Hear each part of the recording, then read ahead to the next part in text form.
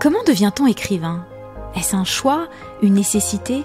Comment comprendre les origines de cette vocation et interpréter la trajectoire des auteurs, qu'ils soient écrivains, scénaristes, journalistes ou plumes politiques ? Je suis Aurélie Lévy et je vous propose dans mon podcast de découvrir l'autre versant de la vie d'auteur. La fabrique, ses secrets, ses questionnements, ses insécurités et ses moments de grâce. L'année touche à sa fin, déjà, l'occasion de remercier tous les auteurs qui ont participé à cet exercice singulier, l'occasion aussi de saluer mes camarades Pascal Jobert et Baptiste Dupin et surtout l'équipe du Média littéraire Actualité. La semaine dernière, j'ai retrouvé le tout premier entretien que j'ai enregistré, c'était il y a 1 an, jour pour jour. Patrick Deville me rendait visite avant de s'envoler pour l'Inde et l'idée m'est venue d'enregistrer notre conversation. Auteur de plus de 15 romans, Patrick Deville fait à 35 ans le pari fou d'écrire 12 romans en 20 ans. 12 lieux spécifiques de la planète, 2 tours du monde dans chaque sens, et pour chaque livre qui retrace 2 siècles d'histoire à la fois autobiographique et sans fiction. Parmi ces romans, notons Equatoria, Kampuchea, Peste et choléra, pour lequel il remporte le prix Femina, Viva, Tabataba, Amazonia et Fenua. Je le remercie pour sa confiance et pour avoir accepté de diffuser cet entretien, sans doute mon préféré. En l'écoutant, vous comprendrez.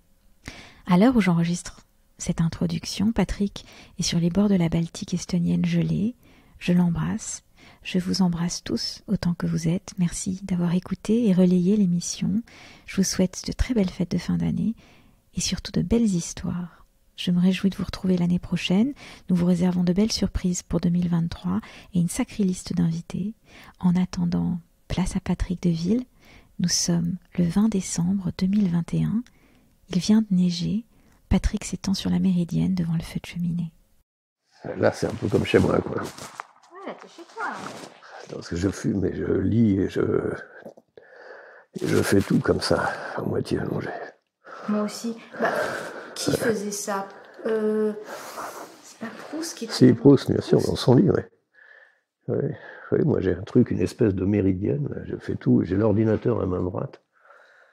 Parce que quand je lis, je vérifie tout sur ordinateur. Tu vois, je lis comme ça, et puis j'ai un ordinateur ouvert à main droite et je vérifie tout, les dates, les mots, les notes, enfin tu vois. Tu te souviens de la première fois qu'on s'est rencontrés ? C'était où ? Toi et moi ? Ouais. Eh bien, c'était au Cap Ferret. Mm-hmm. Tu étais orange. J'avais mis de l'autobon, ça. Heureusement, d'ailleurs, ça m'a permis de faire rigoler tout le monde. Et moi, j'avais accepté ce truc. C'était un peu le début de la tournée, là. Ouais. C'était le début de la rentrée littéraire. Le début de la rentrée littéraire. Je savais que cette invitation serait davantage géographique que littéraire. Je n'attendais rien littérairement. Donc, j'avais raison. Et par contre, j'essaie d'épuiser la planète, d'aller absolument partout. Et évidemment, je n'épuiserai pas la planète, c'est impossible. Mais j'essaie, ce qui est un peu plus facile, d'épuiser la France. J'essaie d'aller partout.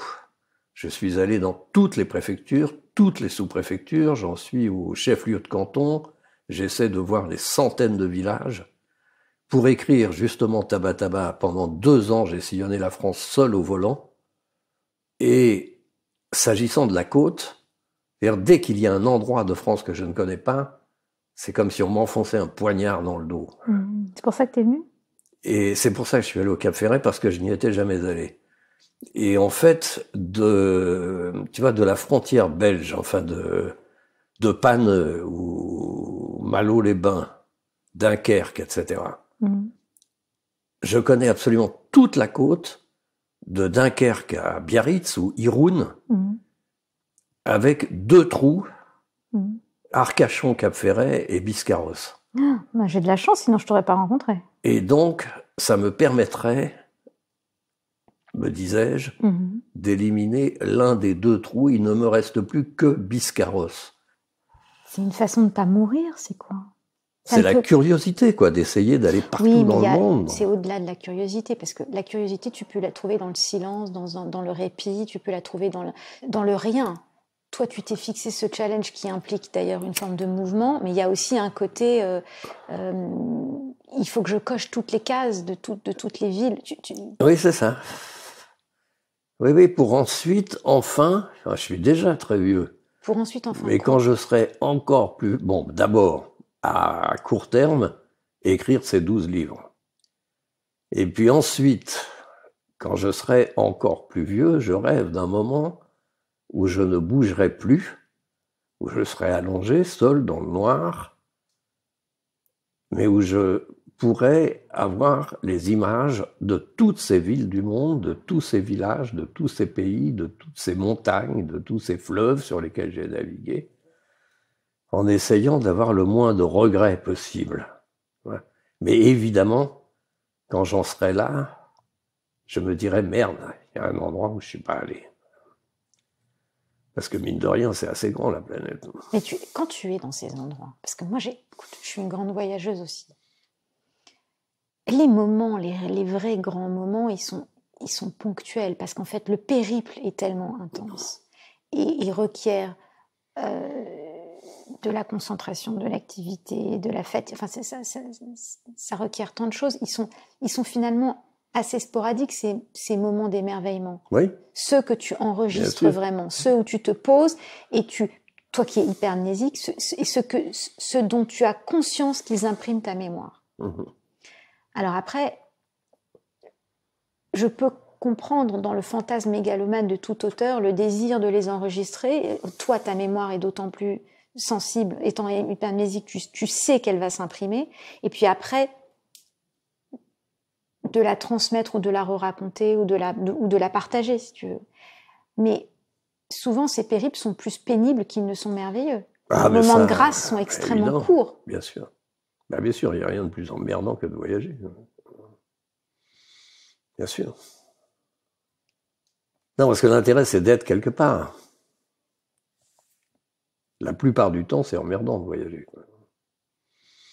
Sauf ces moments où, voilà, moi, j'aime immensément naviguer sur les fleuves. Voilà, ce sont les seuls voyages qui sont vraiment bouleversants. Parce que là, en même temps, on voyage et on est porté. Et on est porté, et puis c'est un bonheur, quoi, parce qu'on est immobile en plus, quand on voyage sur les fleuves, à la différence du voyage en mer. Tu vois, que ce soit sur l'Amazone, sur le Mékong, là je l'espère sur le Gange, ou sur la Loire, quand tu es dans une cabine de navire, à la fois la chambre pascalienne que nous ne devrons jamais quitter, enfin voilà, tout le malheur des hommes, etc., et de ne savoir pas demeurer en repos dans une chambre. Et donc là, tu demeures en repos dans une chambre, et c'est le paysage qui défile sur les rives. Voilà, ce voyage-là est magnifique. Mais en dehors de ça, la plupart du temps, c'est très emmerdant. Il n'y a rien de plus emmerdant que les aéroports, même les gares, enfin, tout ça est emmerdant. Non, c'est d'être quelque part, plus que de voyager. Tu penses que tu fuis quelque chose ? Non, je crois pas. Mais c'était avant même Fénois. Bon, alors, jouons un peu avec le feu. Et si c'était fini ? Et si tu ne revenais pas de ce voyage en Inde Comment veux-tu qu'on se souvienne de toi ? Oui, mais alors qui ? Est-ce que c'est dans les siècles à venir, pour l'éternité de l'éternité ? Les mégalos que sont ces écrivains, mais c'est pas dans les siècles à venir, mais vous me faites rire tous. Non, mais sinon, ça va pas à la tête. J'aimerais qu'on se souvienne de moi comme moi je me souviens de mes amis morts, quoi. C'est-à-dire Eh bien, avec à la fois regret mais complicité. Enfin, de la même façon que les amis, on ne les voit pas toujours. Enfin, voilà. Ouais. On en a parlé. Mais ça n'est pas littéraire. Ça, c'est le cas de tout le monde.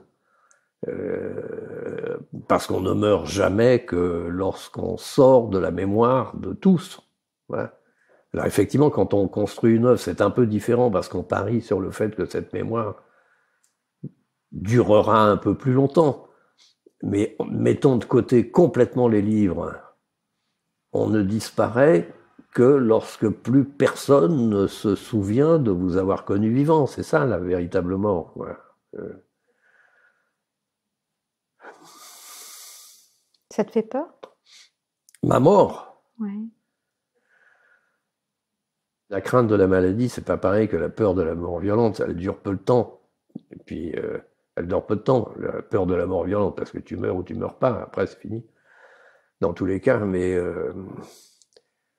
non, évidemment, la mort, le rêve, comme tout le monde, c'est de pouvoir en profiter, quoi. Que justement, elle ne vienne pas à l'improviste, mais qu'elle vienne au bon moment et de pouvoir en profiter. Tu vois, c'est le rêve de pouvoir prononcer « Ich sterbe », je meurs, voilà. J'ai fini. Ça, c'est une belle phrase, « Ich sterbe », ou des phrases, tu vois, comme le peintre Millet, type qui a peint l'Angélus, là. J'aime beaucoup cette dernière phrase qu'il prononce, parce que c'est la phrase d'un grand artiste. Il dit simplement « C'est dommage, j'aurais pu travailler encore ». Ça, c'est beau. Et je préférerais que ça se passe comme ça, oui. Cette ambition des 12 programmes, des 12 livres, tu crois que c'est une façon de rester en vie, justement, Oui, enfin, quand j'ai conçu ça, il y a maintenant 25 ans, c'était pas du tout ça l'idée. Non, c'était l'idée de construire une œuvre considérable. La première idée, c'est ça, construire une œuvre considérable. Un projet à nul autre pareil. Enfin voilà, comme tout écrivain, ou peintre, ou musicien, tu veux toujours construire une œuvre à nul autre pareil. Donc c'était ça le but. Et puis après... Comme ce Népalais qui vient de grimper les 8 ou 12 sommets au-dessus de 8000 mètres. Ouais, voilà, c'est ça. En 7 mois, t'en entends. Oui, c'est ça, voilà. Il y a quelque chose de très similaire. Il y a quelque chose de ce genre. Et puis littéralement... Mais ça te maintient en même temps. Moi, je trouve que ce genre de projet te maintient. Oui, ben peut-être. Mais enfin, ça n'était pas fait pour ça. Et puis maintenant, je suis un peu moins inquiet. Mais donc ça paraissait... Quand je l'ai conçu, ça me semblait faisable. Ça correspondait à peu près à mon espérance de vie. Parce que j'ai quand même décidé ça après avoir écrit et publié 5 romans de fiction. Et donc, quand j'ai décidé ça, j'étais déjà largement trentenaire. Et donc, je pensais que c'était jouable. À un moment, il y a quelques années, je me suis dit que non, j'en verrais pas le bout. Tu vois, j'étais très inquiet. Et donc, j'ai accéléré. Et maintenant, je suis un peu plus tranquille parce que là, depuis plusieurs années, je publie un livre tous les 2 ans. Donc tu es à 8 là, c'est ça? Là, j'en suis à 8. Le 8e a paru donc en septembre 21. Donc il en reste 4. Donc maintenant, ça me semble jouable. Il me reste 10 ans de travail, quoi. Mais à côté de ça, c'était aussi... D'abord, c'est une contrainte forte. Parce que c'est 12 lieux du monde, 2 tours du monde, un dans un sens, un dans l'autre sens, que j'ai choisi dès le début, les 12 lieux du monde, que tous ces livres commencent en 1860 jusqu'à aujourd'hui, et qu'il y a beaucoup d'autres contraintes, et que c'est absolument sans fiction, et à la fois autobiographique. C'est aujourd'hui, évidemment, glissant de livre en livre. Mais il y a beaucoup d'autres contraintes qui sont pas forcément explicites dans ces livres. Enfin, tu vois, c'est une forme très forte, très architecturée. Et donc, c'était aussi en finir avec le sujet. Ne plus jamais m'emmerder avec les sujets, avec quoi écrire. Parce que ça m'emmerde. Depuis toujours, ça m'emmerde. Mais on s'en fout des sujets. Le seul sujet, c'est la littérature, si on veut créer de la littérature. Comme si on veut faire de la peinture, le seul sujet, c'est de la peinture. Mais c'est pareil, il y a des sujets. Mais on peut faire, voilà, pourquoi Van Gogh peint des harengs, des pommes de terre, des tournesols. Il s'en fout des harengs, voilà. On s'en fout des harengs, des pommes de terre, des tournesols ou de la Sainte-Victoire, tu vois, ou pour Gauguin, les Vainés ou le paysage marquisien. On s'en fout. Le seul but, c'est la peinture, c'est de faire de la peinture. Peu importe le sujet. C'est même chose pour la musique et même chose pour la littérature. C'est comment est-ce qu'on arrive à créer de la peinture en peignant des tournesols ou des harengs, peu importe. L'important, c'est la peinture. Et c'est pour ça que ces livres, voilà, c'est pour en finir. Tu vois que les sujets des romans, là, les romans de la rentrée, tout ça me semble tellement emmerdant. Enfin, tu vois, ça m'est tellement étranger. Je m'en fous complètement Mais tu vois bien que dans la presse, les romans de la rentrée, enfin, tu vois, ce qui marche, ce qui est à la mode, ce qu'on lit, etc., on parle toujours du sujet, voilà, du pitch, enfin, voilà, de quoi ça parle. Mais moi, je m'en fous complètement de ça. Enfin, la seule chose qui compte dans la littérature, c'est la littérature. C'est tout. C'est tout. Quand est-ce que ça a su que tu étais écrivain? Oui, alors ça sont il y a deux questions différentes. Moi, j'ai décidé à 7 ans, 8 ans, de devenir écrivain. Oui, ça tu l'as décidé. Mais je l'étais pas. Voilà. Quand est-ce que tu as su que tu l'étais? Mais j'ai su que je l'étais quand Jérôme Ladon m'a téléphoné. On n'est pas écrivain, on est écrivain le jour où on est édité. Le jour où quelqu'un vous dit, vous êtes écrivain. Écrire a été mon activité principale pendant. J'ai commencé quand je me suis installé au Moyen-Orient, mais j'avais pris la décision enfant. Mais ça n'est devenu mon activité principale que lorsque je me suis installé au Moyen-Orient. À quel âge? 23 ans. T'étais dans quel pays? J'ai été un peu itinérant, mais j'étais à l'ambassade de France à Mascate. Et donc ça a été mon activité principale pendant 5-6 ans. Et puis un jour, Jérôme Ladon, directeur des éditions de Minuit, parce que pour moi c'était Minuit ou rien. C'est là que je voulais, parce que c'était la maison du nouveau roman, parce que voilà, il y avait Schnoz, mais il y avait Beckett, il y avait Duras, voilà, c'est là que je voulais être. Et donc je suis devenu écrivain instantanément le jour où Jérôme Ladon m'a téléphoné en me disant qu'il voulait éditer le premier, quoi. Décris-moi le sentiment que tu as ressenti. Écoute, ce qui est un peu particulier, c'est que j'ai pas envoyé de manuscrit. Et je voulais pas envoyer celui-là, d'ailleurs. Tu vois, c'est le premier que je terminais, mais je pensais encore que c'était un exercice. J'ai passé des années à faire des exercices. Et là, j'avais 2 manuscrits de prêt. Et l'un des 2 a été donné à Jérôme Ladon par Jean-Philippe Toussaint à mon insu. Ainsi que mon numéro de téléphone, quoi. Donc c'est un peu particulier comme situation, parce que là j'avais 29 ans, et un jour, un matin, Jérôme Ladon me téléphone en me disant qu'il venait de lire Cordon Bleu et qu'il voulait l'éditer. Donc là, oui, là les choses changent. Enfin, je me dis que voilà, Mais décris-moi le sentiment, décris-moi. Comment ? Qu'est-ce que tu as ressenti? C'est ça qui m'intéresse. Ce que j'ai ressenti, c'est, je sais pas. Enfin, tu vois bien, à 29 ans, je ne vois pas. C'est pour ça que je te demande. Je n'avais même pas envoyé le manuscrit. Je pensais pas que c'est celui-là que j'allais envoyer. J'en avais un deuxième de terminé qui était meilleur. Ouais. Et celui-là, je pensais l'envoyer.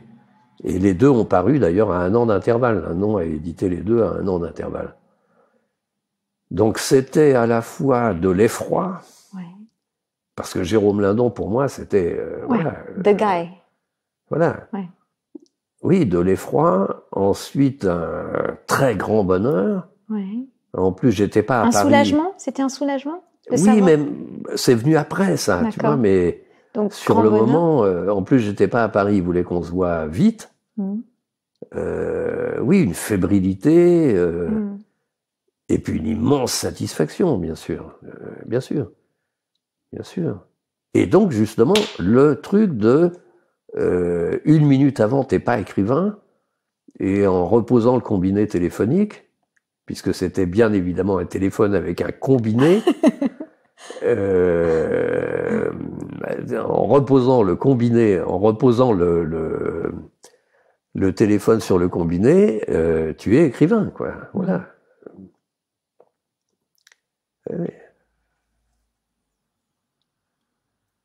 Et sous la couverture des éditions de Minuit, oui, il y avait quand même quelque chose comme l'accomplissement d'un...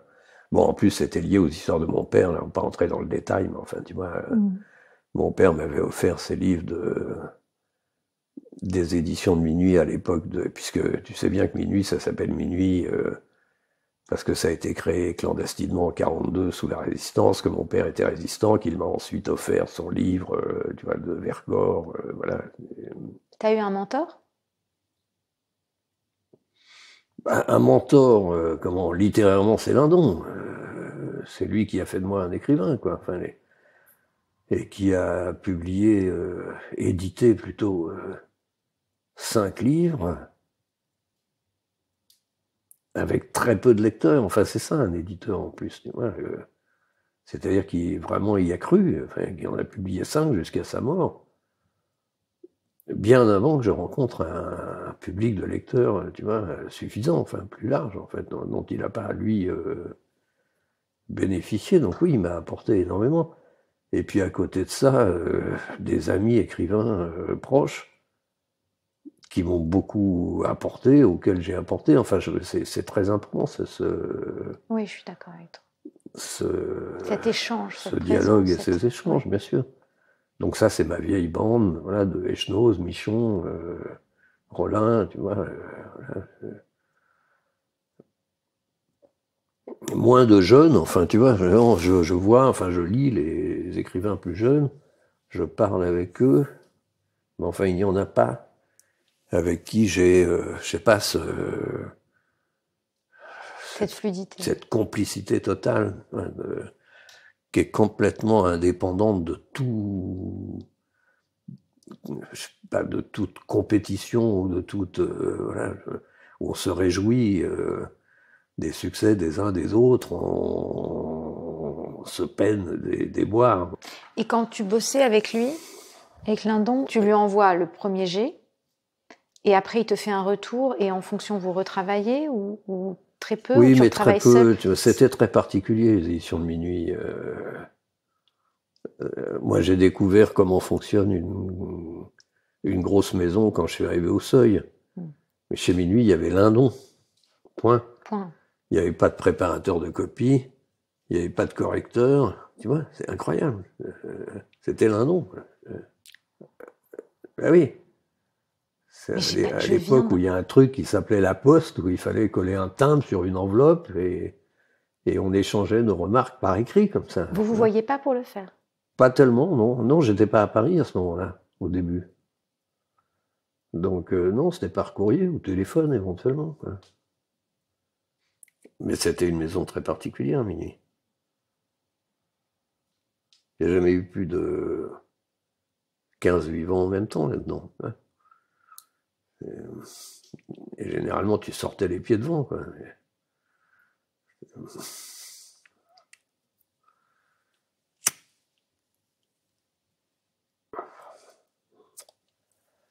Évidemment, ça a changé quand Lindon est mort. Mais... Puis maintenant, c'est Antoine qui a racheté. Mais...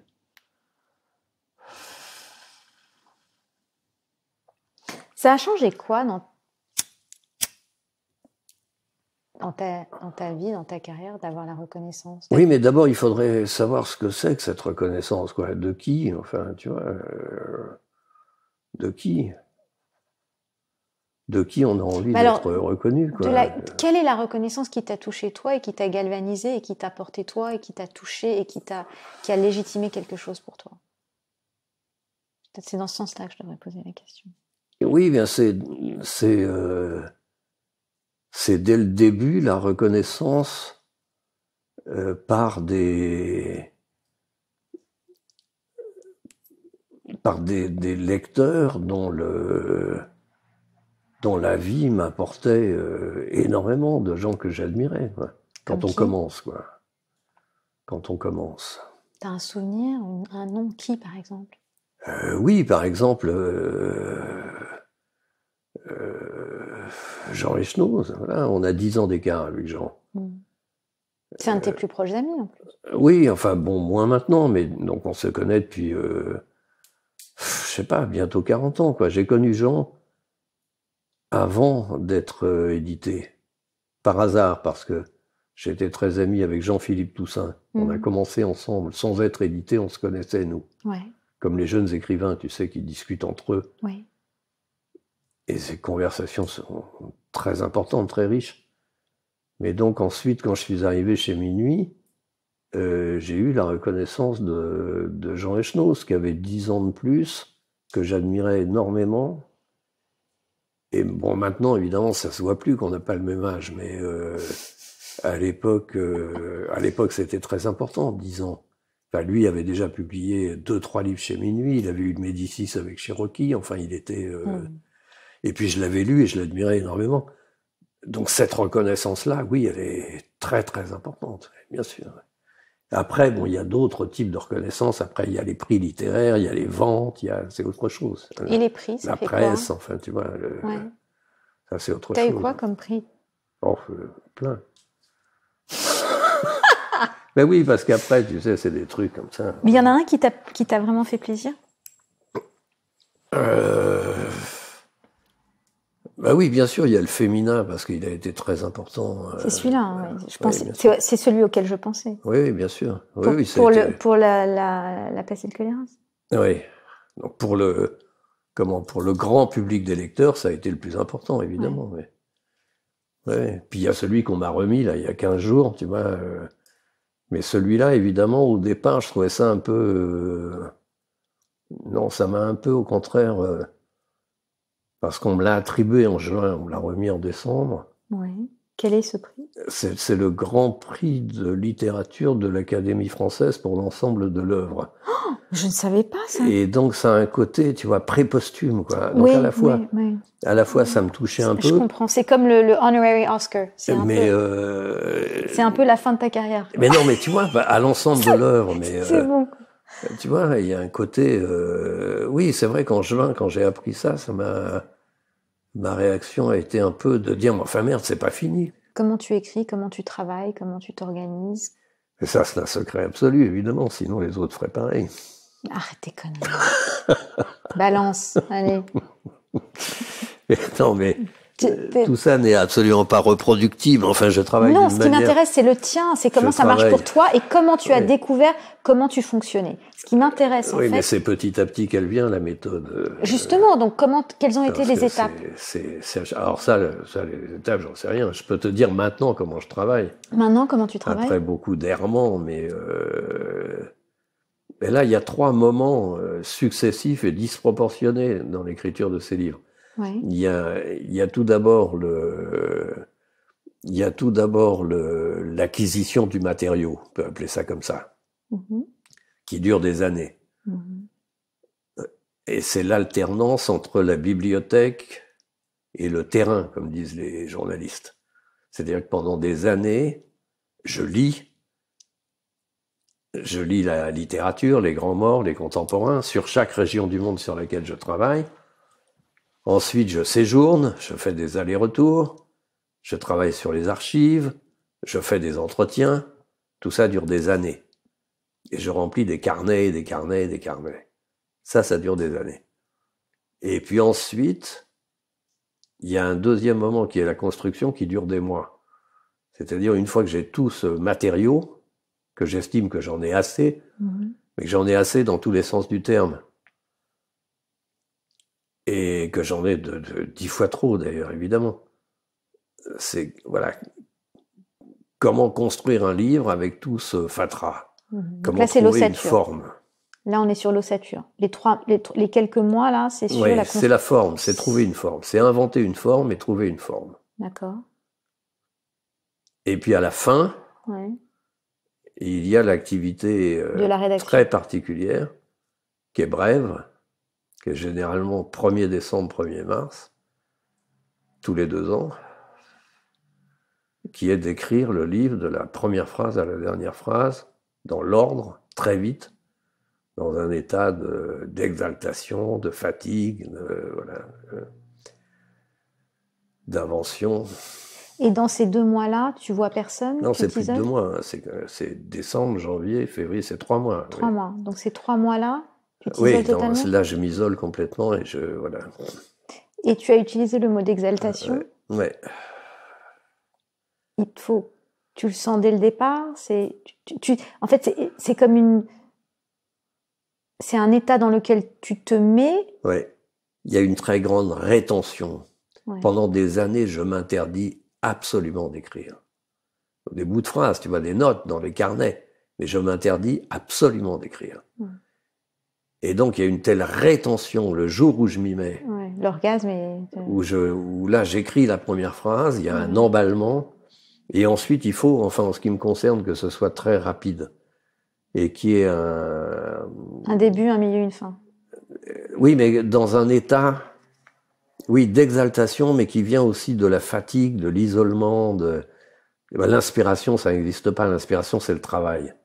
Et que c'est quand on arrive comme ça à se mettre dans un tel état second que quelque chose jaillit sous les doigts sur le clavier qui n'était pas prévu.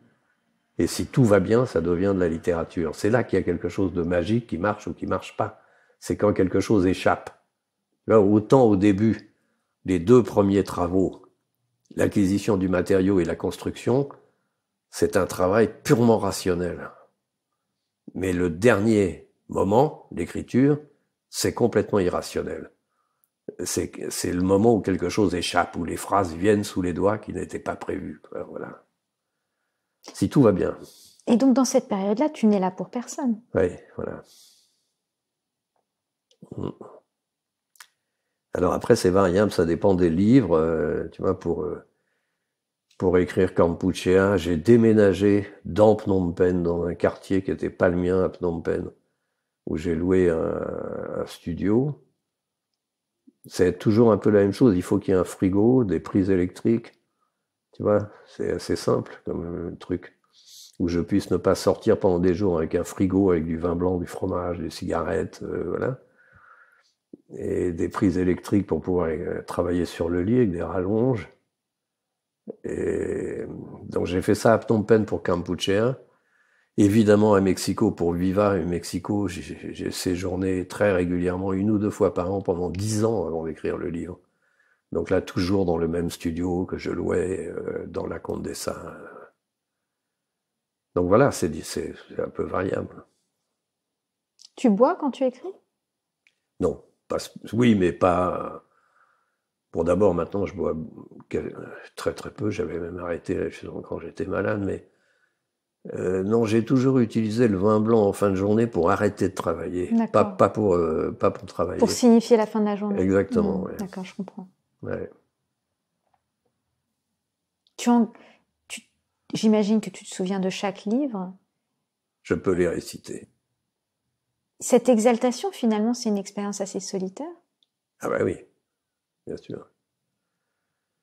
Oui, bien sûr. Et puis limite, quoi, 2 fois, ça a dérapé, tu vois, 2 fois, ça a mal fini. C'est-à-dire une fois à Mexico et une fois en France. Là, c'est cette fois avec où j'étais très en retard sur Tabataba. Après j'ai déjà dérapé avant de partir à Madagascar et donc je me suis retrouvé à l'hôpital en rentrant de Madagascar. Et puis à Mexico aussi, j'ai pété les plombs. Tu vois, un jour, je me suis pas levé. Et j'étais complètement seul dans ce studio, tu vois. Ça m'arrivait de pas sortir pendant quelques jours. Mais un matin, je me suis pas levé. Et je me suis dit, bon, c'est pas grave, je continue à dormir, quoi. Et en fait, je suis resté comme ça, presque inconscient, 48 heures, plus de 48 heures, tu vois. Ce qui est exceptionnel pour moi, parce que j'ai pas mangé, j'ai pas fumé, j'ai pas bougé du lit comme ça. Et après, j'ai fini par appeler un ami, avec qui je dîne demain, qui est venu me sortir de ce guêpier. Tu penses que c'était quoi? Eh ben, j'ai pété un plomb, quoi, tu vois, je sais pas, je suis allé trop loin dans la fatigue,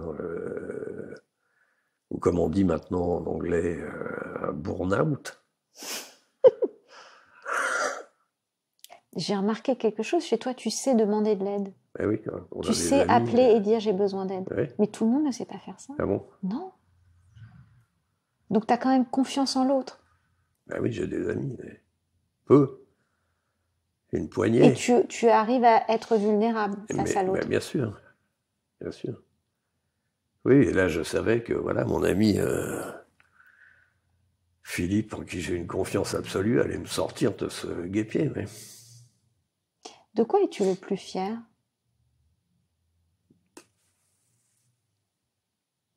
Alors, c'est une question bizarre. Ça, Quand tu finis un bouquin, tu ressens quoi? T'es souvent similaire? T'as un rituel d'ailleurs? Pour la fin, là? Ouais. Non, même pas. Non, même pas. Je suis évidemment très heureux, je suis très soulagé. Et aussi de ne pas être en retard, parce qu'il y a cette histoire de deadline, quoi. Tu vois, il faut pas que je sois en retard, parce que c'est prévu, l'éditeur le réclame. Si je suis en retard, le veut. Il sait où j'en suis. Enfin, tu vois, on est quand même assez proches. Donc non, évidemment, je suis quand même, oui, soulagé quand je l'envoie à l'éditeur, tu vois, puisque personne ne le lit avant, c'est complètement solitaire, c'est ce truc, et dès que c'est fini, j'appuie sur le bouton et je l'envoie à l'éditeur. Je fais pas imprimer, je fais jamais de sortie papier, tu vois. Alors c'est plus maintenant une... Tu fais jamais de sortie papier? Non. Et c'est plus non plus maintenant une espèce de cérémonie, parce que tu vois, j'en ai quand même écrit pas mal des livres, c'est pas pour dire, mais enfin, tu vois, ça fait une quinzaine au total, là. Donc c'est pas, puis c'est tous les 2 ans, donc c'est pas, ça devient pas quelque chose d'absolument exceptionnel, tu vois, mais et donc évidemment, je ne montre absolument rien à personne avant de l'envoyer à l'éditeur, sauf Amazonia, où là, je m'étais engagé auprès de mon fils à lui donner en même temps qu'à l'éditeur, et en lui disant que je tiendrais compte de toutes ses remarques et que je corrigerais tout ce qu'il me demanderait de corriger. Je parle beaucoup de lui et de moi, de notre relation, et puis nous avons fait tout le voyage ensemble, amazonien et jusqu'au Galapagos ensemble. Enfin, en tout cas, voilà, je lui avais garanti la possibilité qu'il avait d'enlever tout ce qu'il me demanderait d'enlever. En fait, et alors, il t'a demandé d'enlever des choses? Rien du tout, non, rien du tout, mais c'est un cadeau qu'il me fait. Je sais bien qu'il y a forcément des trucs qui lui plaisent pas trop, enfin, tu vois, de l'ordre de l'intime. Mais non, il le fait comme un cadeau parce qu'il sait aussi que c'est pas, que à la fois c'est lui, mais qu'en même temps, c'est pas non plus... Enfin, que c'est de la littérature, que la littérature est plus grande que nous, qu'elle nous dépasse. Enfin, voilà. Il est un grand lecteur, enfin, donc...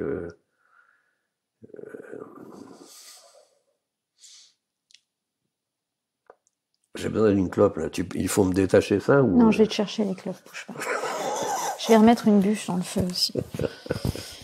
Mais attends, quelle heure est-il, là, en plus? Moi, je vais pas tarder, hein. Encore 5 minutes. Il est très beau, ton sapin, hein. Il est beau, hein? Ah oui. Et tu trouves que j'ai bien mis les... Il est joliment décoré. Ah oui. Tu faisais Noël en famille?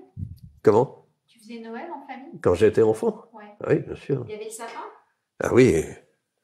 Ah non, et quand Pierre était petit aussi. Tu en gardes un bon souvenir? Oui. T'avais une vie de famille heureuse? Oui. C'est vrai? Oui. T'as été sujet à la dépression?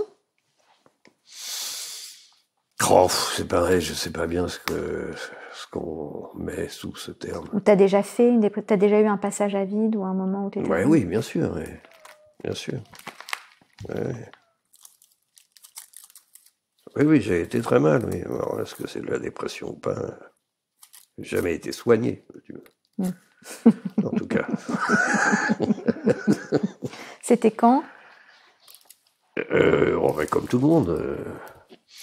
Sortir de l'adolescence, étudiant, enfin. Quand de toute façon on va mal. Enfin, je vois pas. Généralement, non.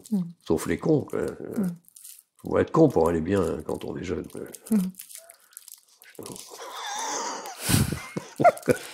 Tu te souviens à Brive, ce que tu m'as dit ou pas? Comment? Tu te souviens de notre conversation à Brive? Tu m'as dit que tu partais en Inde et tout ça. Je t'ai dit, mais t'es malade avec le Covid. Qu'est-ce que tu vas... Bref. Et à un moment donné, je t'ai regardé, je t'ai dit, t'es pas seule. T'es pas seule. Est-ce que tu te sens seule? Et tu m'as regardé et répondu, comme toi, quoi. J'ai oublié. Ouais. Ah, magnifique. Oh, Ah oui, il est beau, là. c'est beau, hein? Elle était douce, ta mère? Est-ce que ma mère était douce? Oui, enfin, elle m'aimait immensément, quoi. Oui. Enfant, non, pas tellement, ça. Enfin, pas tellement, pas, je veux dire, douce, quoi. Elle m'aimait évidemment immensément.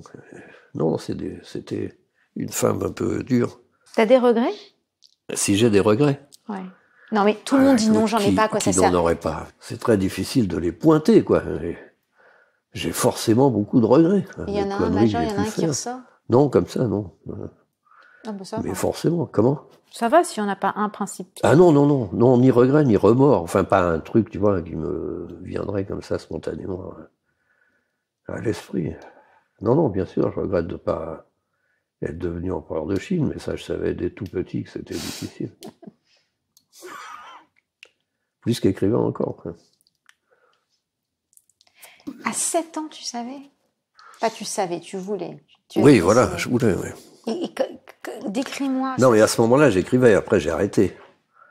Parce qu'après, je me suis dit, non, c'est une affaire sérieuse. Donc, tu vois, j'ai pas du tout fait de poèmes d'adolescent, de trucs comme ça, quoi. T'es plutôt pessimiste ou optimiste sur l'avenir de la littérature? Bah écoute, normalement, on devrait être pessimiste, quoi. Sauf que ça fait 40 ans que je devrais être pessimiste. Et puis en fait, je suis épaté par le fait qu'il y ait encore des librairies, des lecteurs, de la presse. Sans arrêt, on se dit que ça va disparaître, et puis en fait, non, quoi. Ouais, c'est curieux. Hein. Mais non, parce que je rencontre tout de même, oui, voilà, beaucoup de lecteurs, qui a encore peut-être moins qu'avant, mais enfin, il y a quand même de la place dans les journaux, il y a des articles, tu vois, c'est curieux. C'est pas un truc qu'on peut faire à moitié, enfin, c'est le seul conseil qu'on pourrait donner. Enfin, on fait ça ou on le fait pas, mais si on le fait, il faut y consacrer sa vie, c'est pas, on peut pas faire ça en plus. Les femmes t'en ont voulu de placer la littérature avant? Bah oui, bien sûr, évidemment. Oui, mais ça, faut accepter de payer, justement, ça. On peut pas s'y donner à moitié. On t'a déjà traité d'égoïste? Ah ben oui, à juste titre. Oui.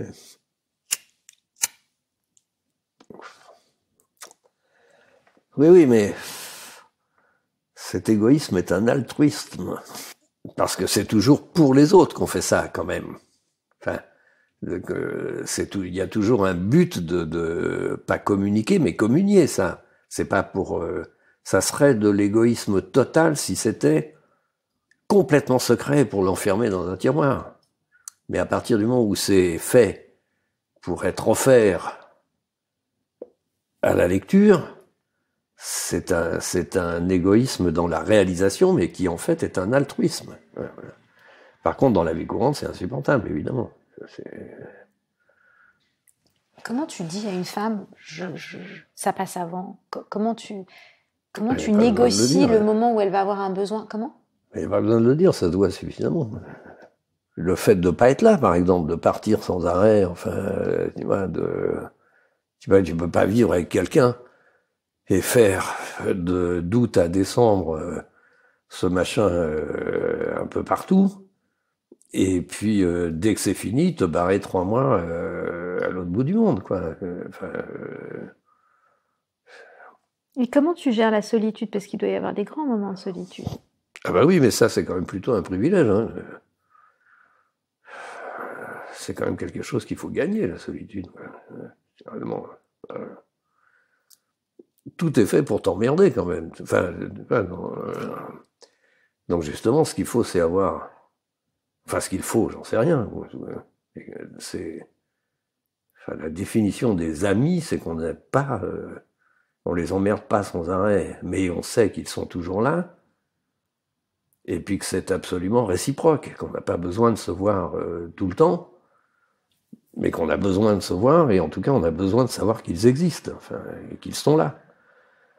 Mais c'est plus facile avec les amis qu'avec des relations amoureuses, bien sûr. Parce que généralement, quand on est amoureux, on a envie de se voir, quoi.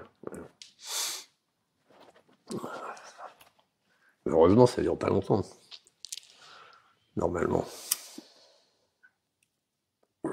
Ta première amoureuse était... Oh. Alors ça... Je sais pas trop, il faudrait que je cherche. Tu te souviens plus? Ben non, ça dépend ce qu'on appelle une amoureuse, c'est quand on est petit, quoi. Oui. Alors non, je me souviens plus exactement, mais... Ta plus grosse peine de cœur? Oh, ça, il y en a plein. Il y en a beaucoup. Il n'y en a pas une Ah si, bien sûr. Oui, mais enfin... Ouais. plus douloureuse que les autres? Ah ben oui, il y en a eu tellement de douloureuses. Ah oui? Bien sûr. T'es plutôt celui qui brise le cœur ou celui qui se fait briser le cœur? Je pense que c'est plutôt à moi qu'on a brisé le cœur. Ah oui? Oh. Alors comment tu fais pour t'en remettre? Ben, mal, mais je survis. On devient un vieux crocodile endurci. Puis on se dit à chaque fois, je ne me laisserai plus jamais prendre. Et tu te laisses prendre? Pas tellement. Plus maintenant? Non. Ça fait combien d'années que tu te laisses plus prendre? Oh. Au sens figuré.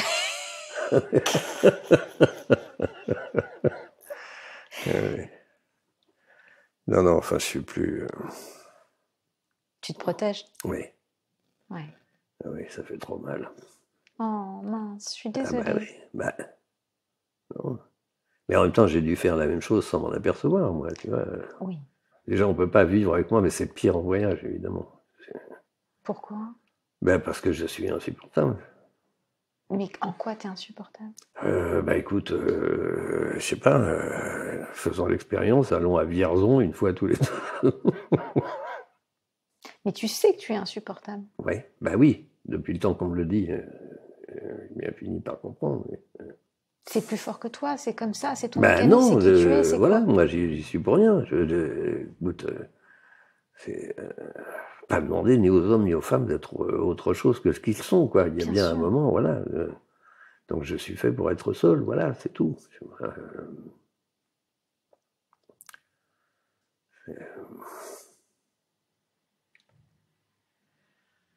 Bien, faut arrêter la machine là parce que. Allez.